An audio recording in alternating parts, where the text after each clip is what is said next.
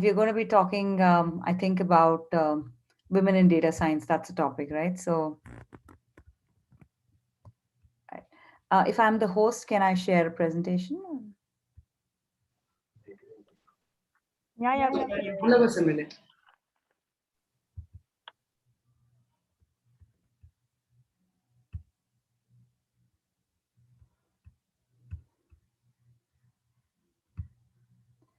Yeah. So, it's a very interesting topic, and I've always been looking at how I can get women to come back to the mainstream working, and it's been an endeavor to, get women motivated enough to come back. So, women in data science is a very dear subject to me, and I thought that's something which we should have a conversation today. This format is going to be very, very interactive, so I don't intend to propagate, but I think we should have interactive sessions. So anybody having any questions, please do, sort of type in. The moderator can just pick up the questions, and we can give a lot of time in, a Q&A session. All right.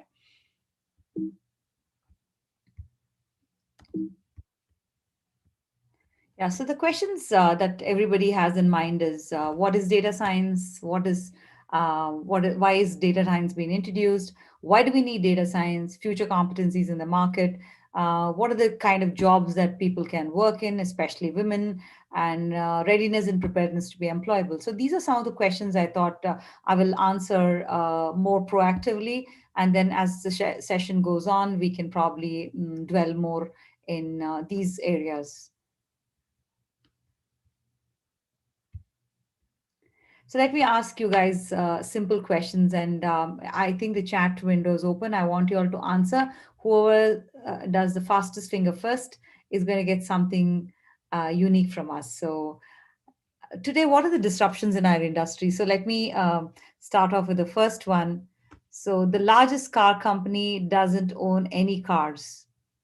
I want an answer. Please keep typing. Largest movie screening company doesn't own a theater. Any one of you know that? Largest homestay doesn't own any hotels. Largest communication company doesn't own a phone. And a homegrown largest food chain industry who doesn't own a restaurant. So let me see if somebody is answering. It'll be lovely to see the answers coming in because that's going to set the tone for our next slide. I don't think I can, yeah, I can see the chat window. Oh, that's nice. Nala, you know it all. Anyone else?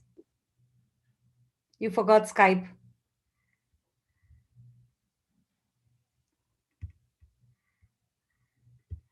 Okay, so moving on to the next one. So the first one, the answers, I mean, people who haven't seen the answer, the largest car company who doesn't own any cars is Uber, and the homegrown one is Ola. The largest movie screening company theater, but then it's called Netflix, and we have Amazon Prime and many more after that. The largest homestay doesn't own any hotels. This is Airbnb. And the largest communication company doesn't own a phone, which is Skype. And the homegrown latest food chain industry doesn't own a restaurant is Swiggy. Now, do we all know why this are spoken today at this data science topic? I think there's a correlation to this. That's the reason why this is being brought up. So if you look at the top technology trends worldwide, these are few of the things which I think is a very important aspect today one should know is that, first of all, in the intelligence segment, they've got something like autonomous things, augmented analytics, AI-driven development.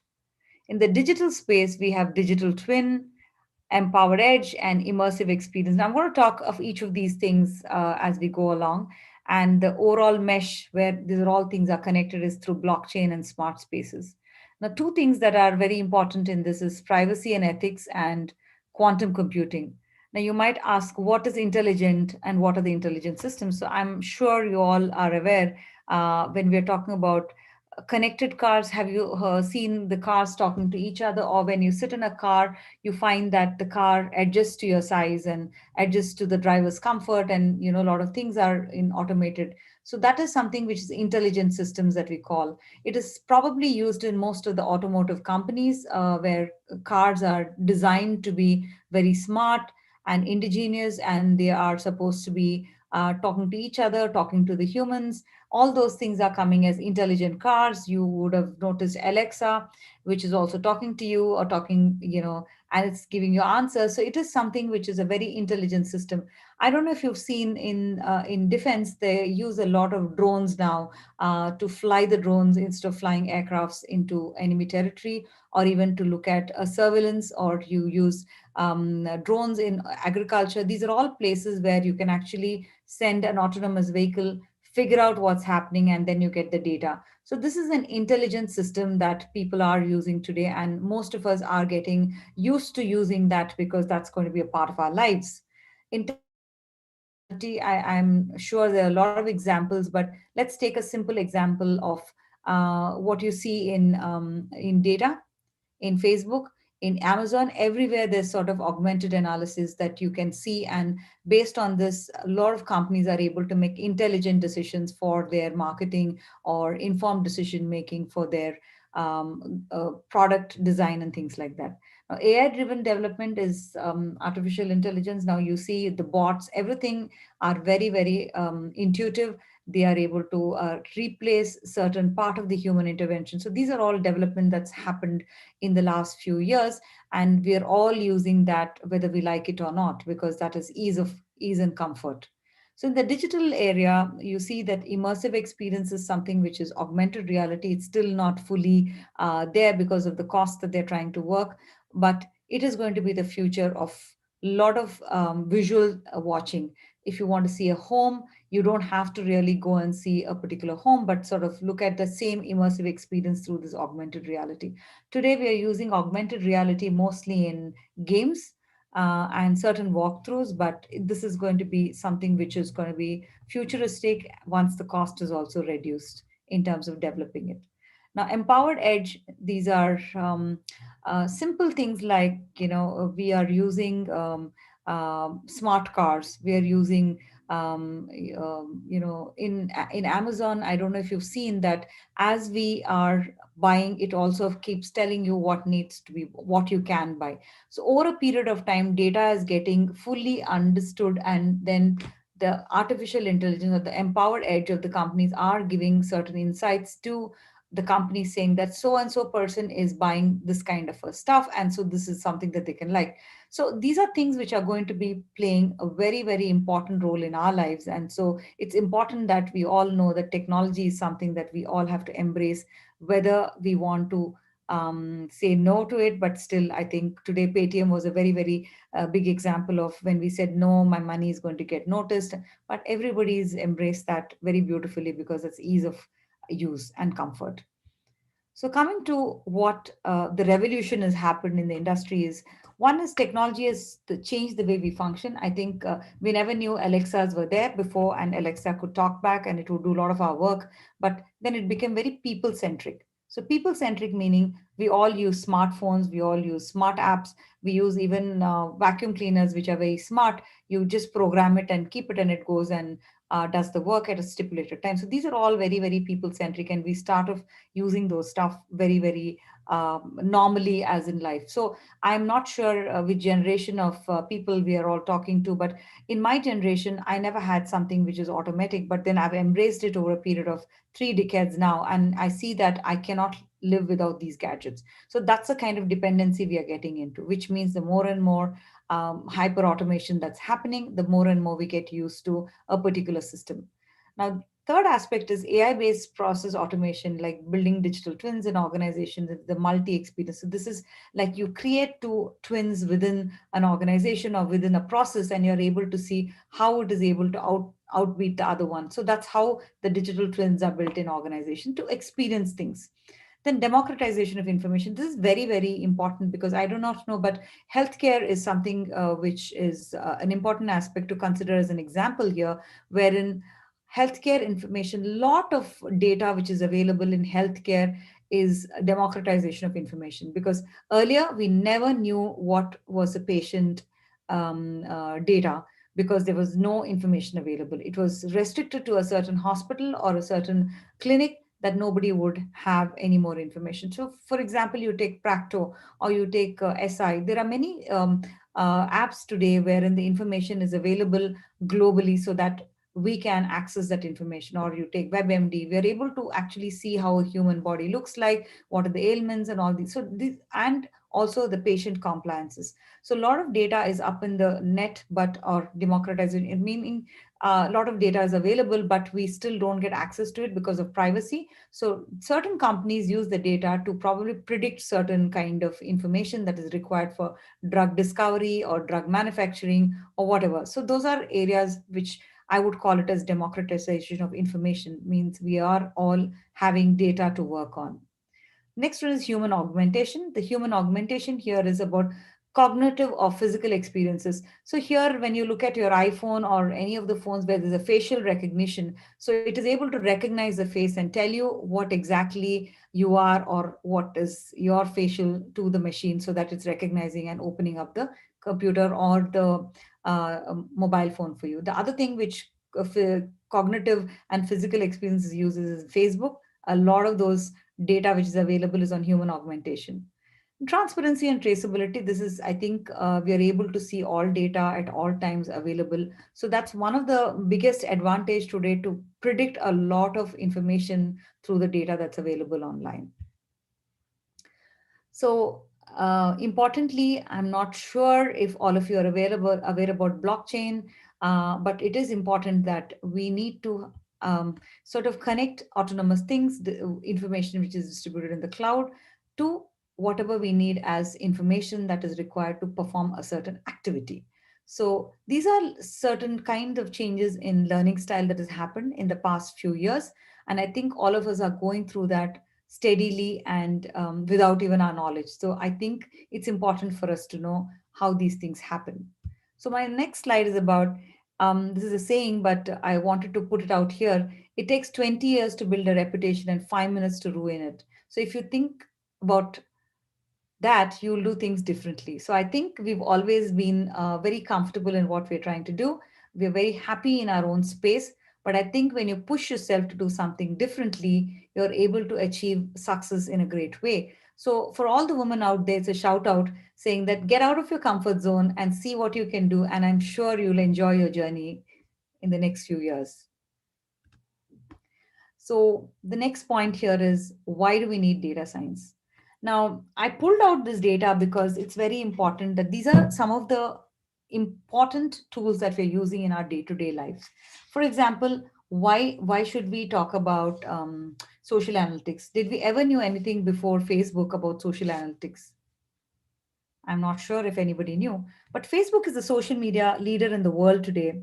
With millions of users using Facebook, there's a lot of prediction, a lot of data that's available, and the lot of insights that one company is getting, social interactions of the people. I'm sure that in our family, at least, we have like not even 360-degree connection, but within the framework of a building, we would have had a 360-degree connection somewhere or the other because of this kind of interactive insights that Facebook is able to throw. And I'm sure you've all seen that the point where you know this person, you know that person, you really do not know, but then sort of the intelligence is throwing that somewhere somebody is related in your community or in your link, and you're able to get that kind of a notification. So these are some things which Facebook is doing for basically using deep learning techniques, understanding facial recognition, and classifying faces and photographs, and say it, this may be you, this may be somebody else, but these are sort of social analytics that people are using today. So next, coming to Amazon, I'm sure all of us use this, and this is something which is replacing the word of going and buying to can I Amazon it or can I, Dunzo it. These are things that we're using as phrases in our lives because this has become very convenient. We don't have to really get up and go and shop while we have everything coming in, and it's also predicting what can you buy along with this.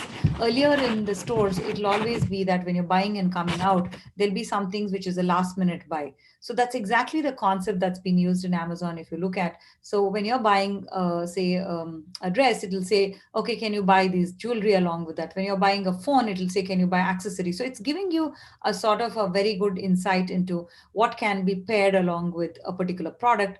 And also my buying style can also be sort of profiled in a way that the Amazon is suggesting a lot of those things that can be bought. Another important thing that I wanted to mention is Amazon is one of the largest companies which is investing hugely into data.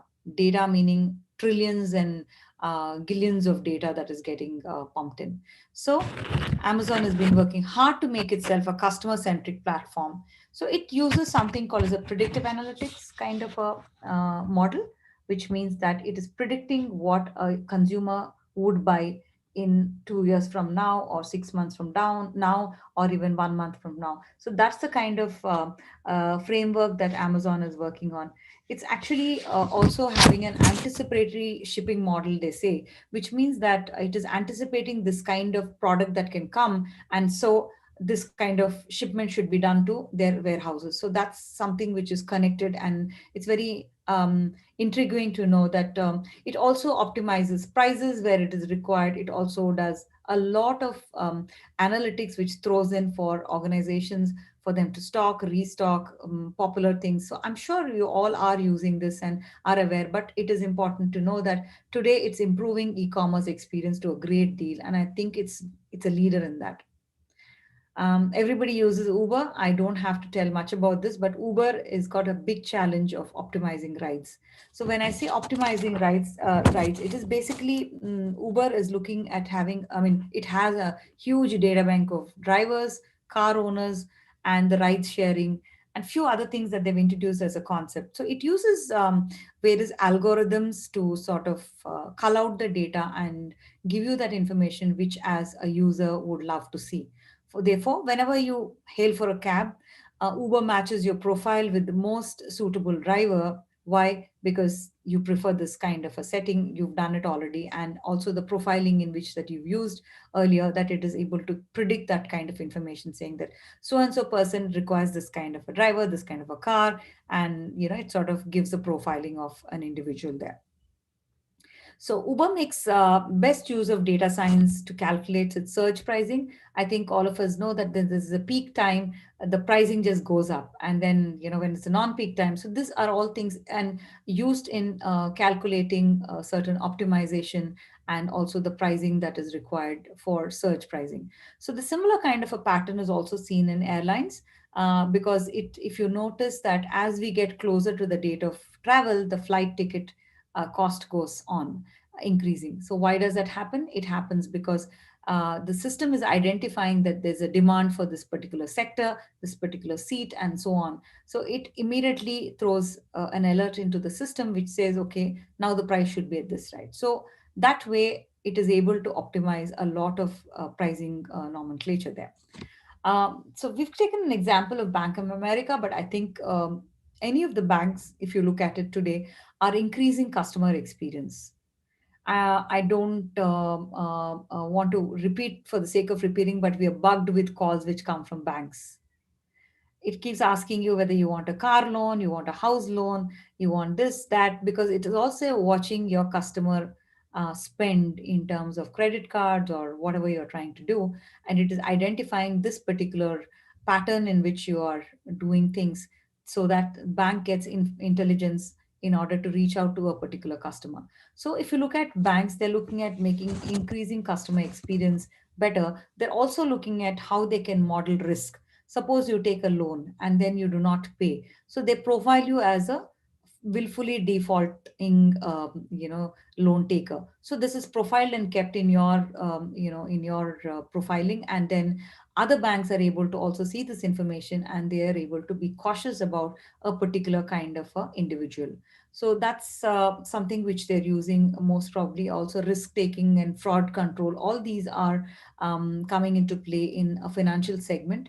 And today, I think banks are able to create the customer lifetime value and group them into appropriate segments so that they're mitigating their risk very, very smoothly. The next example that I want to share with you is Airbnb. So Airbnb is again a homestay, and it improves searching for your short stay, I would say, in various parts of the world. So imagine the kind of data that one would have in Airbnb, because we get homes from not only just India, Chennai, but also from world over, like Spain, Puerto Rico, USA, and in USA, many cities, similar in India, many cities. So these are all very data centric industry. And so it's important that they have this information kept ready so that when we search for information, it throws out the right kind of demographics for us to select. This actually, Airbnb released different versions for different users, but I think the countries have been replaced with neighborhoods, links with top travel destinations, etc. So now you see that the data is much more unified, and it's also had a very, very good improvement in terms of their rates for those countries. So also Airbnb sort of uses the knowledge graph where users' preferences are taken into consideration are and able to match the homes that they can show for an individual, and it is throwing those kind of results. Now, looking at all these things, it's very, very vital in our lives that data is critical, whether we like it or not. The last one is about Spotify. Now, most of you have used this, I guess. It is a music streaming music app, and it's increasingly popular now in India. It was very popular in the United States, and most of them had use cases wherein the online streaming giant would actually predict what kind of music you would like to listen in the morning, late night, or afternoon, or when you're working out. So this is how it throws the kind of music which you like, and it's actually selecting your data from a huge data bank of music that or artists that have recorded music on this app. So Spotify used data science to gain insights about which universities have the highest percentage of party playlists. So that's a very good insight, saying that students always wanted to listen to something great, which is party play, then workout list. So also in the same year, Spotify purchased a few other, in a similar, like in 2017 when they started, they also purchased two, three other apps to make it more robust, which is API based, and that uses machine learning to provide better searches and recommendations to its users. So in order to summarize this entire slide, we see that these six apps have actually been part of our lives day in and day out, whether we like it or not. So that's very important that we're getting a lot of information and data from these and more a number of places that we use and call out data. So what does it comprise of? So let me get to a little more technical subject here. So when you look at data science as a subject, you should think about maths and statistics, computer science, and then domain and business expertise.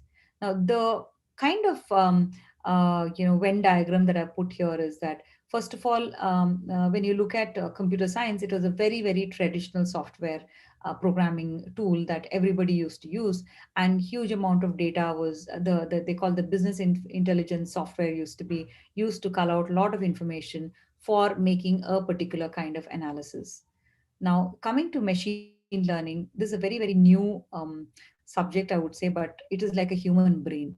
The more and more you feed in, the more and more the machine is able to predict, and it is learning. So if you look at a human being from the age 3 onwards, or when the time the child is born, we're all the time feeding the machine, which is human, with a lot of information for that person to learn. And when we learn and we're an adult, we're able to produce results. So similarly, the similar technique is used to teach the machine what you want it to be producing, and so the machine actually gives a lot of data.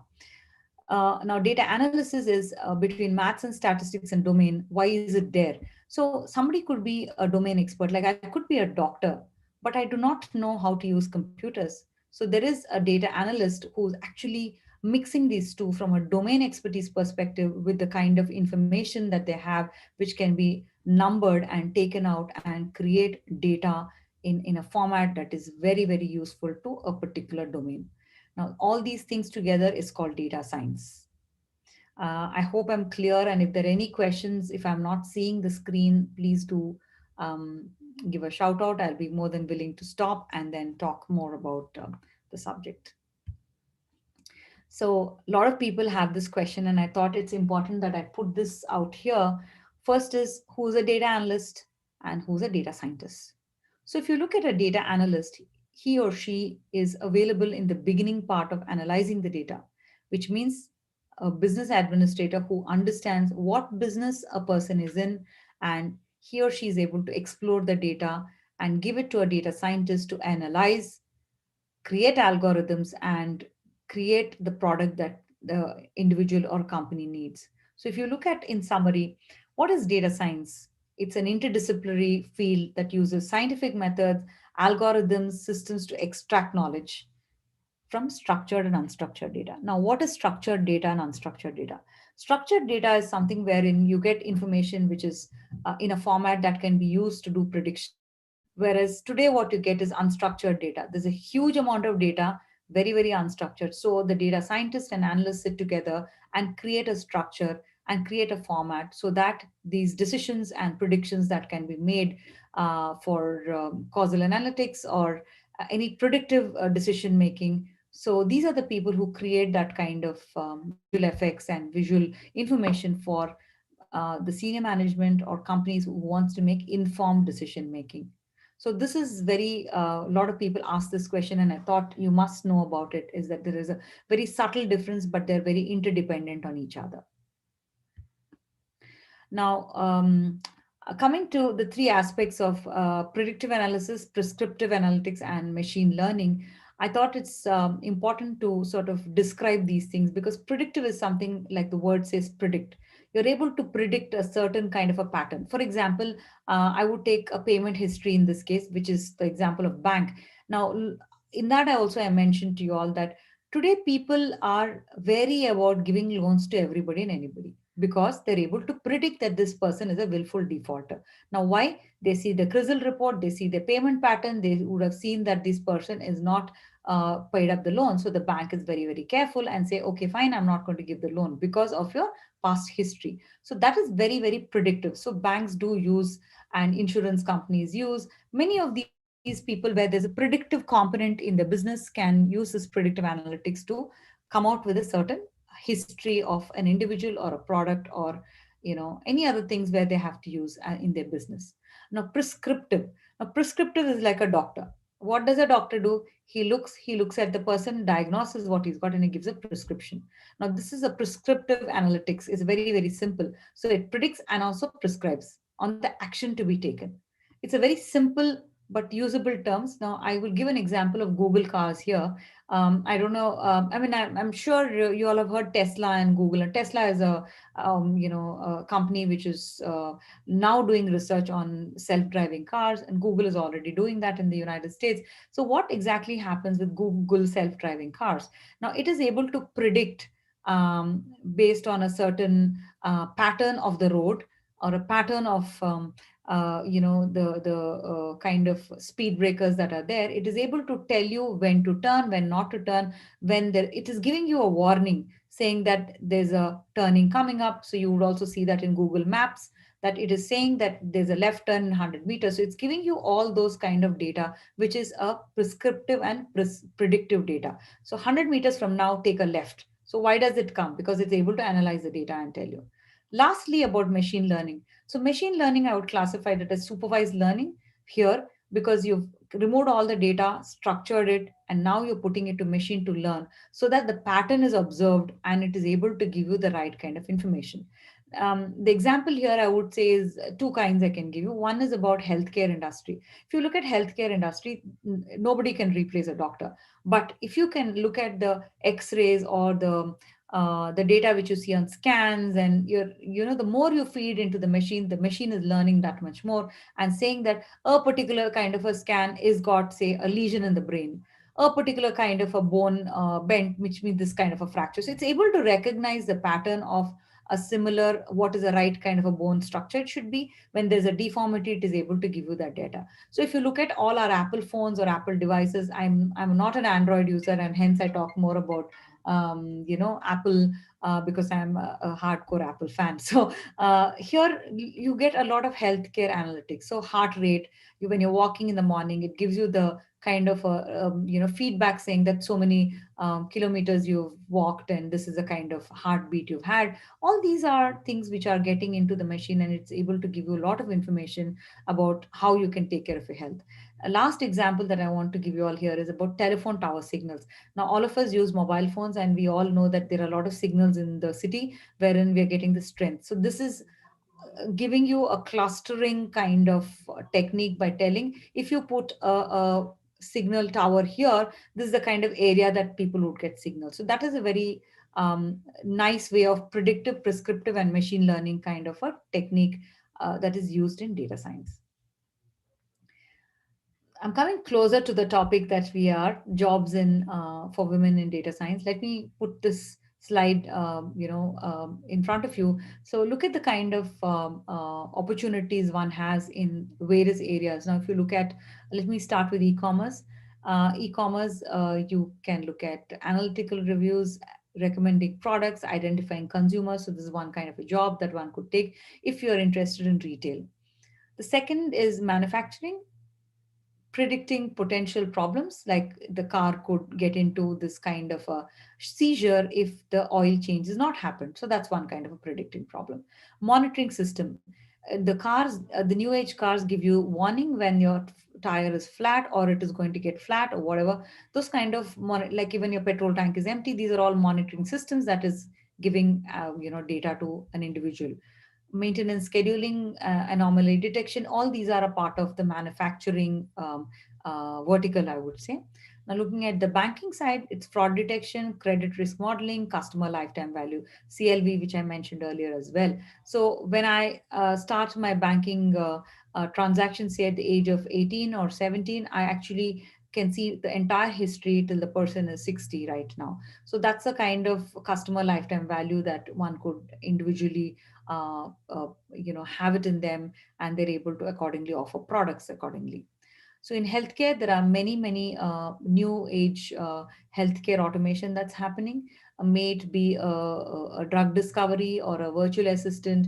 I would like to share an example of a robot which is actually going and cleaning the patient rooms, and they've been used in the pandemic in countries not in India but in Korea and I think in Japan, where these are automatically tuned bots which go in and sanitize the whole patient room because of the pandemic. People could not go, so it would also pick up gloves and other what do you call transformatory kind of objects, which masks and all that, and take it in a bin like a robot and put it and sanitize it. So these are the kind of applications that one could use in healthcare.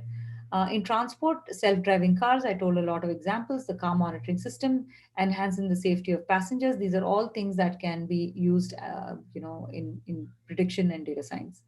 Lastly, finance. This is it's mostly I don't know if you've used the software called Zerodha and a few of the new age products in India, which is actually giving you a decision making engine which is throwing what are the good kind of shares, what you need to buy. It's also telling you what is your portfolio. A lot of these dashboards are very nicely done in a financial kind of environment using data science. So any questions? I see one question coming in. Let me just see. Okay, I'm not able to see that question right now. Okay, so coming to the jobs and the market trends, this is a survey done by Glassdoor, and I want to let you all know the data, of course, is always in dollars, but the way things are going, it's a crazy upward hill for anybody who's done data science. There are two things that I want to mention here. So people who've taken a career break and who want to upskill themselves or reskill themselves should consider data science as one of the areas that they can come to speed, because somewhere down the line, if you're a computer science student, there are a lot of technology changes that have happened in the last 5 years or 10 years. So it becomes that much more difficult for somebody to learn that kind of technologies to be in sync with what is happening in today's world. However, in data science, you are a domain expert. You can choose the tools and technologies that you want to now and sort of make your career. So that's something which is very different from what has happened in the past to what is happening for women to join these courses in order to be employable, self-employed, or start an entrepreneurial journey. So anything can be possible if they're able to understand and appreciate data in the format. I'm not going to really dwell on the salaries part of it. It is individual. Again, it also depends on the kind of experience that one has got. So these are all numbers, I would say, but not really. But it is a predictive kind of an environment, saying that there's great amount of future in data. So, another important aspect that one should know is that when anybody is going for a course in data science, you should realize that these are some of the topics that should be there as a part of your curriculum. For statistics, you would learn Python, then R, then you have data science using R, then Python for data science, AI and deep learning with TensorFlow. So TensorFlow is again used sometimes, sometimes they don't. It all depends on what the faculty is comfortable in teaching at the right kind of position. Now you use Apache and Spark and Scala for your databases, and Tableau for visualization. So these are some of the topics I thought is important for you all to know as names, as well as the topics that one should think that should be learned in a course that you may want to do. So future competitions in the market, companies are realizing that it's the success of a company is into build analytics within their organization. If they do not build analytics, they are not able to get real time information. If you don't have real time information, you're not able to make a decision which is informed. You're only analyzing by way of gut feeling, which we used to do earlier in business, but today it is not so. It is very important that analytics is built in every format that one does business. And so business intelligence is very, very important in our lives today. This is one thing which I always mention in most of my lectures is continuous innovative process. All of us have to be continuously innovative and create a process of our own. If not, you'll get left behind. So please ensure that this is something that you guys always do, and listen to what is new, what is innovative, and create a process of your own. So careers of the future, this data is just to throw numbers that there's a great journey upward. There's no looking back if you're a data scientist. You would get a job in any format, whether it could be prescriptive, predictive, or even in, creating the data sets itself. So these are numbers purely to just to show statistics, but again, as I said, it's individual. This is landscape generally, and I we do have the latest data for 2020, but it is increased by 6 million times in terms of the job offering, the kind of companies that are using data. It's very, very huge. So jobs in data science, like I mentioned in my previous slide, there are many, many jobs one could choose. It all depends upon the quality of knowledge that you have, the kind of experience that you gain, and the domain expertise that you have. So there are four things that I would say: data, domain, knowledge, and technology. So data is there in any form. It could be structured, unstructured, whatever format that you get. Domain, you could be a domain specific specialist. It could be a medical doctor, it could be a healthcare specialist, you could be a finance specialist, you could be a retail specialist, you could be anything, but you need domain knowledge, very important. Then you use data domain knowledge, the knowledge that you gain out of learning how a data science works. Then you use the technology in the end. Now technology is a very volatile, and a last piece is today it is Python and R, tomorrow it can be something else. So you always look at technology as a last piece. If you know how to analyze the data, you're a problem solver, then I think technology is very easy to mitigate. So important things is you should know data, what you should get. You should choose the domain from for which you're working. Then the knowledge that you gain out of this can be used in the technology that you want to deploy. So typically, if you look at the kind of jobs that we have in data science, is a data engineer, an analyst, a data analytics consultant, a marketing manager, blah, blah, blah. There's so many.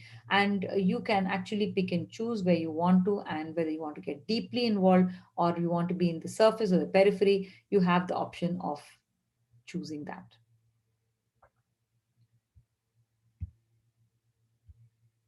So piecing your career puzzle, this is very important.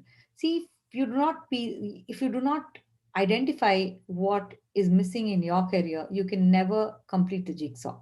So that is why I had put this piecing your career puzzle. It's very important because you know where you're missing. And if you identify those, you can easily sort of fix the whole piece and your career is in a upward swing. Now, women are the key piece of puzzle for realizing the highest maturity level in digital enterprises. Whether we like it or no, we have the brain that can really analyze things. We can parallel process things, and it doesn't mean that men do not. But this is something which is gifted. We, as a DNA, we have this in us. Till we realize this, our process and AI technology will remain stagnant. If you do not realize this, sure to say that you will be stagnant. So remember that continuous innovative process. Remember that, and you keep practicing this. You'll identify where you're remaining stagnant, and you will take the next step to sort of build that for yourself. Is one of the fields in which women can experience tremendous success, especially with right push towards female participation in the industry. Now, a lot of companies are also looking at women being a part of the data science team because one is to bring in diversity, second thing is to bring that kind of maturity in the digital enterprises. So they are looking to diversify in terms of having more women to participate in the data analytics area. Now, as an organization or as organizations, necessary, we are all, it is necessary for to mobilize women on a mass scale and include them as a part of the enterprise endeavors in artificial intelligence from research to product launch. Now, why do I say this? Because if you are involved from the right from the beginning, you're able to see the success through the product. You actually see the entire cycle of what's happening in the data. So, in order to do that, companies also should not decentralize work, but also increase in a way that you mobilize women to sort of be in all these aspects of the trajectory of data itself. So, strong female leaders in STEM and AI have begun to inspire girls. I'm sure you all have heard many people who've already been there, done that to chase the career. And I think it's important to feel that push within yourself to identify what you can do and pick the choice of your career and make a success in that. So with that, I end my presentation. I think I'm on time, and I'd like to just stop sharing this. Yeah. Yeah. So there are five questions. Should I go ahead and take these questions? Uh, Anusha? Nala? Yeah, Nala. yes, Priya. I think yeah, we can start taking the questions, and we also encourage anyone else to put in their questions. So we have 15 minutes. So please do put your questions in the chat box. Sure. So I'll go with Priyanka. First question is, what are the basic skills required by a company to appoint a fresher data scientist? I think I covered it. When you're a fresher, I think you will not be an analyst, but you probably will be working with somebody so that you understand how to uh, dissect data, slice and dice data. So it's important for you to know what, because you're not from a domain expertise, you probably will need to work with somebody, and that's important for you to understand and absorb. One other thing I'll tell you, for a fresher, as a fresher, you should be like a sponge. You should absorb everything and anything that you see so that you can learn. So I hope I've answered your question, but the basic skills are problem solving skills. You should be knowing soft skills a little bit. You should know programming skills, like whatever you're going to be using for culling out the data, like Python, R, and you also should know a database that you should use because this huge amount of data has to come somewhere and get stored. So you should know how to do database management. So that's important. Now, which visualization tool is good and in demand? Power BI or Tableau? It again depends upon the individual organization, but Tableau and Power BI is something which most often is used right now, and it's a comfort level. I'm waiting for more new tools to come. I'm sure it will sort of there will be an improvised versions of these as well. So typically for visualization, heat maps, they use this tool, and it's important for finance and HR kind of roles that they use these visualization tools because a lot of data can be plotted and shown very well. It looks very beautiful when you see that. The next one is, Shweta, is programming knowledge is required for pursuing data science? I would say yes and no. If you have it, it is good. If you don't, it doesn't matter. You can still do learn data science because it is not very difficult. Like today, I think the way the programming is done, you can learn. Everybody is able to learn it.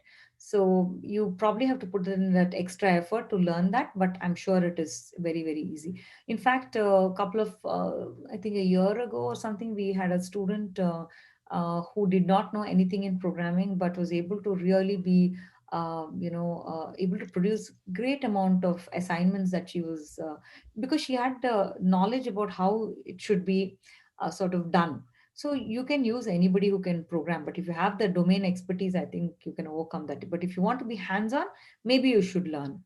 But that's not a difficult thing. So Priyanka, you've done BTech in computer science, engineering, pursuing MBA. Can I apply for healthcare data analyst? Yes.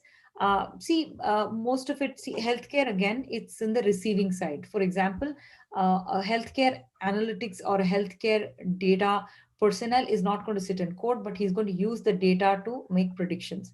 Like I mentioned, look at the X-rays or the scan reports that you get. Most of these things are, a continuous data that's been fed to a machine, and it's able to predict something. And when it predicts, the person who's able to read that should give you the correct information. So that is why it's important.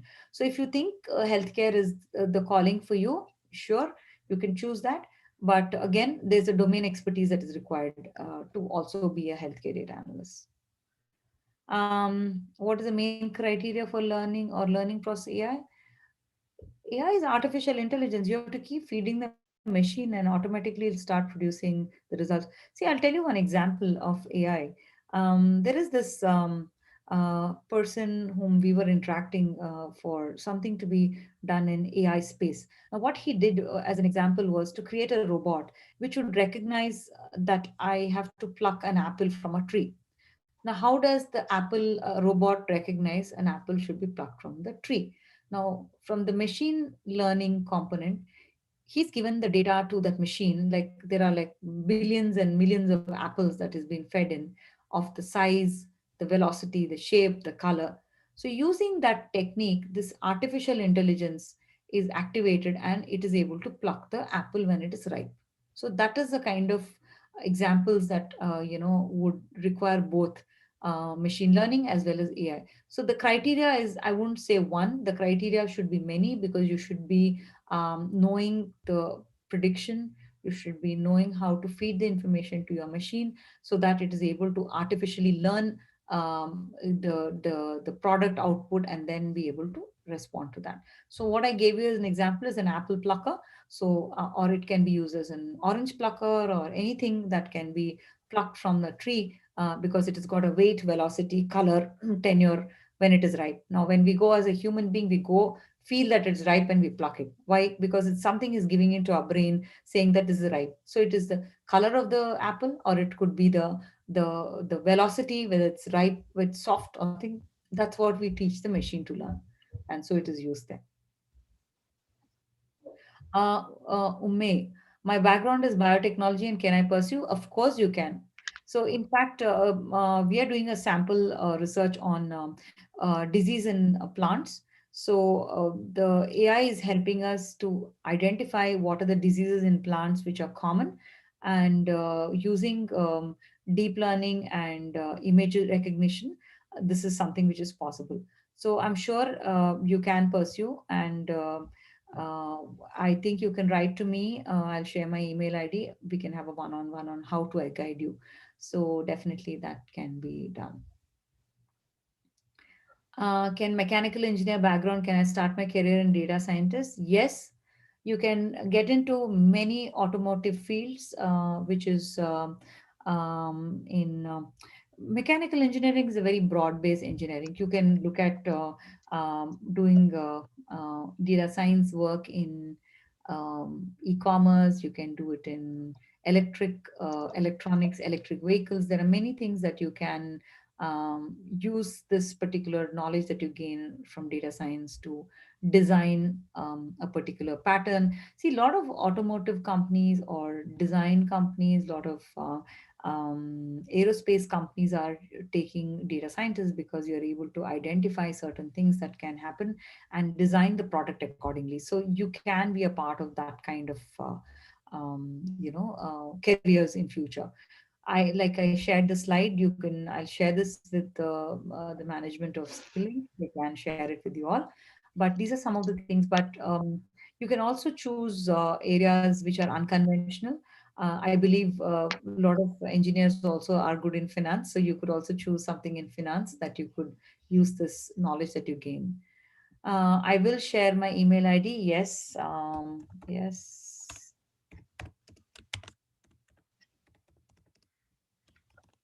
Yeah. Any more questions? I'm happy to answer. I hope you found this session interesting and not very monologish, because the format of this program is that I speak and you ask questions, but I would like to hear you guys asking me as well. I'm more open to that as, Uh, after yeah, my. sorry, Priya. I mean, the way this webinar is that, like, the participants can't unmute themselves and ask questions. Okay. But yeah, if anybody has like anything to say, please say it in the chat box. Yeah, we still have like about 6 minutes. So we have one question from another user who says, is he or she is very interested in getting into Google, and after their BTech in computer science. I think I guess Google has a lot of opportunities for data scientists, but I'll let you take the explain in detail. Yeah, so Google, Facebook, Amazon, these are all companies which are, heavy into data, and a lot of requirements keep coming. My advice to you would be to watch when there are openings in the job and work your way towards getting hired in Google. So you need to really work your way in, anywhere that you want to join in an organization. You should have the criteria which the company sets in to get into Google or to Microsoft, to any company for that matter. You have to have the criteria that they are asking for. So prepare your resume, prepare the way you learn things. So another thing which I will say is that global companies recognize global universities. So when you're picking a course, also pick a course from a university which is globally recognized. Okay. So I say this because if you're university like Virginia Tech is based in US, and we work with Amazon, we work with Facebook, we work with Google, we work with Rolls Royce, we work with all companies as a university from a research point of view. And when they know that a student is from Virginia Tech, they always recognize that, okay, the student is from a university which is known for mechanical engineering, which is known for agriculture. So there each university has a certain DNA that is known for. So pick and choose the college that you do a course for data science itself in a way that you're recognized by these global companies. That's one tip I would give. Yeah. So, Priya, I have a question. I think it's also comes from my personal interest. So what would a data science? So let's say like I have acquired some skills in data science, and I also see a lot of people experimenting with open data sets, especially in sites like Kaggle, where they download open data sets uh, about company data or like public data about the government data, and then they try and do I'll run algorithms on their own. So would you suggest is there something a great thing to do for somebody who is to get into data science? Is there scope for some an aspiring data scientist to use these open data sets and showcase their skills? Definitely, Nala. I think data today, as I said, democratization of data was one of the topic I covered earlier in the presentation, which means data is available everywhere. But certain data is restrictive because it is because of privacy. But otherwise the data is available, and if you're able to showcase with that kind of a data that is available, I'm sure companies would look at you, and definitely there is a scope of some companies looking at your profiles or whatever in what you've done in terms of prediction or modeling that you've done. It is definitely a possibility. I don't see there's any challenge with that. But however, large organizations like anyone, if you see, they prefer a lot of data that is being done, or prefer a certified individuals if they can. You can even take free courses and do, but there's always a ratification. Where have you studied? That's, I think, it's not got on of our system still. So I would suggest that even if they can learn from any institution which is able to give them that certificate, it'll be great for a student to sort of fill in that gap which they I feel is available. Yeah, Priyanka is asking for good platforms for undergoing this course. As it happens, Virginia Tech and Skilling has a course on data science which starts on March 26th. I would I'd have Priya tell more about it now. Yeah, we have a 6 month certificate program that we generally have it, yeah, twice in a year. So the classes, actually, we've started the classes for on the 10th of March for students who wanted a brush up session. So the students have already joined in. But who already are computer science graduates, or people who have got some bit of programming knowledge, they don't need to attend this, but the session starts on the 26th of March. Yeah, this program is for 4 months of learning and 2 months of capstone project. You get to see the details, as we see in the screen. So the important thing that one should learn here is that the program that we offer is completely an online program. Every module will have an assignment. Every assignment will culminate into a capstone project. The capstone projects would be either a real time one, or a student can choose the capstone project that they would want to work, and we help them sort of complete the capstone project. At the end of it, you will get a certificate from Virginia Tech US. So these are a few of the things that is available as information, but we'll be happy to share more. Uh, Again, we do 2 batches only in a year, and we do not do more than that, because our idea is not to produce quantity but to produce quality. So even if the quality is really of the highest standard that we produce. So in this 4 to 6 months that one student joins our program, they're able to get into good profile of companies. They're able to get jobs immediately, both as interns, as well as if they finish the internship, they are able to get hired in an organization. So as of today, we are able to talk to a lot of corporates who are willing to take our students, because they understand the kind of rigor that a student has been put in for our kind of course. So 4 months, though we say, it is a very rigorous course. People have to sort of spend in their time and effort to see results at the end of it. And I think Nala is sharing the certificate. The certificate is from Virginia Tech. So that's an advantage. And yeah, I don't want to really tell you guys that this is the best or whatever, but I feel one should choose the best in life if you want to be the best. So I leave it with that. Yeah, so I think there's a question about I'm pursuing BSc mathematics yeah, it is a great thing that you're doing mathematics, because today in, I don't know if you've seen the paper in the recent times, that mathematics and statistics form a very important component of learning data science. That's because you play with numbers. See, most of us, when we started our careers, there's always data has always been there in our lives.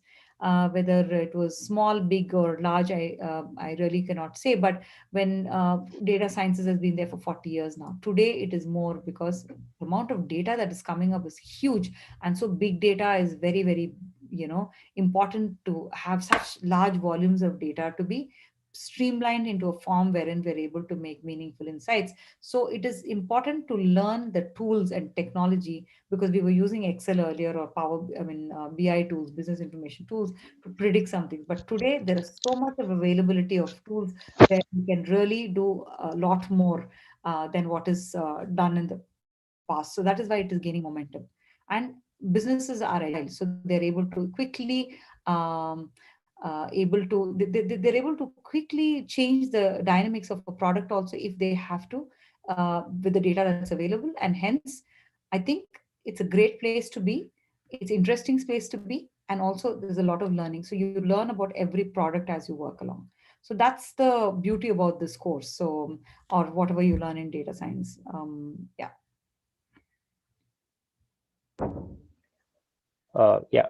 So I think it's over 6 o'clock. So and so maybe we'll close the session. But all the participants, please feel free to reach out to us or Priya if you want to talk more or like take help on all of this in launching your data science careers. Yeah, and thanks a lot, Priya. This was like a very informative session. Personally, also for me, I worked with data science and marketing, but I I mean, by your session, like very clearly put how wide its applications are and how what are the interesting options available for all the data scientists out there. It was very informative. Um, Hala. so, yeah, please. Sorry, I interrupted you. No, no, I just said thank you very much because in your field, when you said marketing, this is a lot of digital marketing is based on prediction. And Yeah. Uh, so again, like thanking I'll also thank you again on behalf of the participants. I see a lot of messages coming in about how useful and informative the session is. Like we, we are very happy that you found this uh, information very useful. Yeah, as I said, please feel free to reach us. Um, and thanks a lot, Priya. thank you very much and wish you all good luck, all the participants who are here. We'll keep in touch. Thank you. Bye bye. Thank you. Bye.